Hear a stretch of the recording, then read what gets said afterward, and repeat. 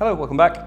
Lewis, good to see you. Good to You see you. are at MMSMOA 2025. I am. Here it is, actually. It's out there. It is? Yeah. Sessions have just started at 8 a.m. on the final day. So, why are you here? It's my second year, and the first year I came because I knew so many people who were here already, and it made sense to come and meet them.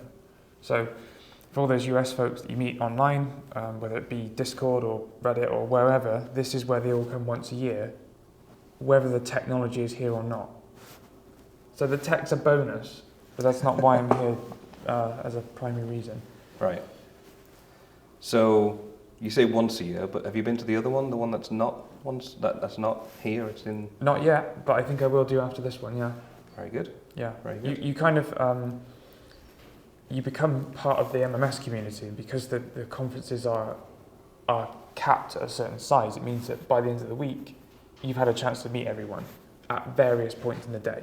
And that could be at the 15 different giveaway stands, or at restaurants, or at random places around the Mall of America.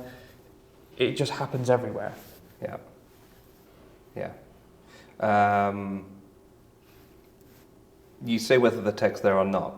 Yeah. So sessions exist, right? Sessions do exist, yeah. And do you go to those? Are those things you... I do, yeah. And when you go to as many conferences as I do now, you pick sessions based on the people rather than the content. Yeah. You'll pick the content if you need your own validation, or there's something that's new that you don't know about. But yeah, generally you go to support people and you sit in the front row and heckle them. Yeah. And actually that's a good point, because I'm fighting with, Work Business UK. I have an app for that, like Sked, but we've got our own app that we've purchased, and it doesn't list the speakers on the sessions. Right. Which I immediately thought that's not okay. And you've just kind of validated that and said, you go and see who's speaking. And actually, I did that this morning. I was saying who's on 8 o'clock. Is there anyone I really want to support and work with and get to know what they want to tell me about? Yep. Rather than the title, which is interesting, I think, because people put so much effort into the title and description for some people, and for others, we come along here and just say, I don't care what you're talking about, I'm going to sit and listen to you. Yeah, I think that value add, if your employer pays for the conference, you pick the things that you need to know for your job, and you don't know the speakers. But when you go to a lot of conferences, it then becomes more about the speakers and the people. Mm-hmm. Yeah, and here we've got 2 or 3 speakers per session, which is different from most conferences I've been to. Yeah, and it creates an interesting dynamic, and it keeps things moving, and then if they've got good chemistry, it makes it all the more enjoyable. For example, Sandy and Morris, a great combo. It makes it good. Yeah, and the sessions are incredibly long. So, I mean, not in a bad way, but they're 2 hours long. They're very long, yeah. I think my attention span runs out after about an hour. Right. But when you've got 2 speakers there, that helps kick things up a little bit. So when someone's getting a little bit tired and they're slowing down with the puns and the jokes and stuff, someone else can come in and just reinvigorate the session. Yeah, and I think one thing that speakers can do to keep people, or to get people to go to their sessions, you upload the slides before, right? And if people can see what the content is, they might not turn up. But if 5 or 6 of those slides are demo, they don't know what they might miss, so they'll turn up to the session. Right, and you literally can't put a demo in a slide. In a slide. No. So that's not cheating. But if you are actually going to do a demo at that point, what can you do? I mean, most of my sessions are talk through demos when I do them. Yeah, make it demo heavy. People want to see the stuff that breaks and the stuff.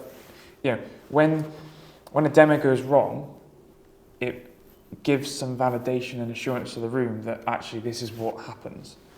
Yes, and that's why I'm starting to really hate recorded demos. So my last time I was speaking at MMS in Miami Beach, I did a recorded demo, and I felt really bad about it.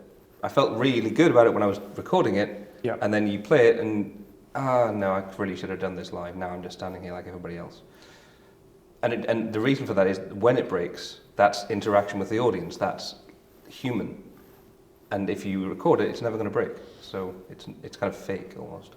Yeah, recorded demos are useful when you've got time constraints, but with the sessions being so long, you've actually got some time to go on tangents and answer questions and just do different things in that time. Yeah. Okay, so what do you do?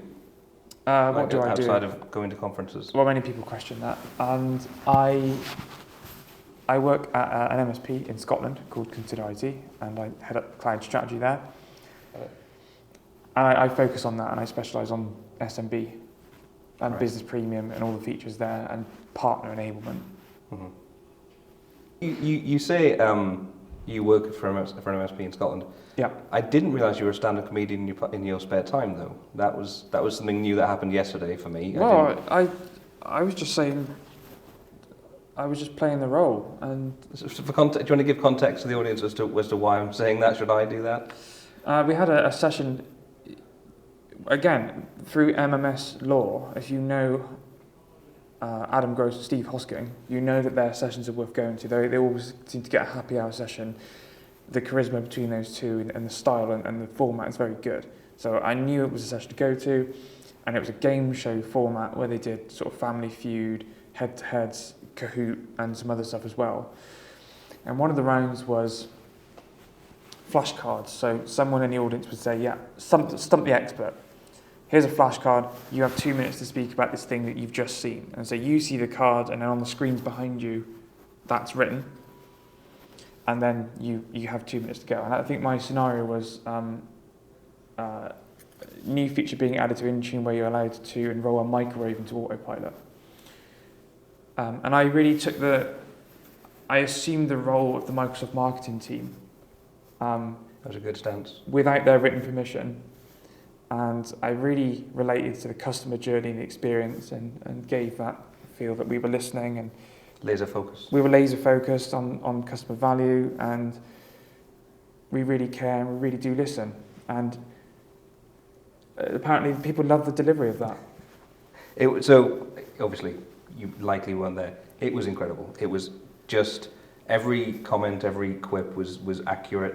Not like offensive to Microsoft marketing, but no. Just what you might imagine Microsoft marketing would say, given that they had to tell you were able to enroll microwaves. It was very, very good. And yeah, everyone loved it. And like the people following you were pretty upset, weren't they? Cause yeah, I mean, I pretty much ended the segment with that. Yeah. Good. Well, that was good. And are you considering like attending MMS next year? Because you're not speaking now. I can see it says no, not speaking officially. Yes, if I can get accepted, I'll be here next year. Right. With stand-up comedy as a main event? Hey, if they put it on the schedule, I'll apply. Very good, very good. All right, well, thank you so much for joining me. We have a session to go to in probably an hour, actually. But yeah, good to see you. Nice to meet you, Dean. Nice to meet you. Can we do that bit again? We've met. We have met. Yes, we have. Okay. I don't even know what to say. Okay. That threw me, to be honest. Nice to just meet leave you. it in. Yeah, we'll just leave it in. Yeah. Yeah. Nice to meet you, Dean. Cut. We've met. Yeah. Okay. Thank you. You're welcome.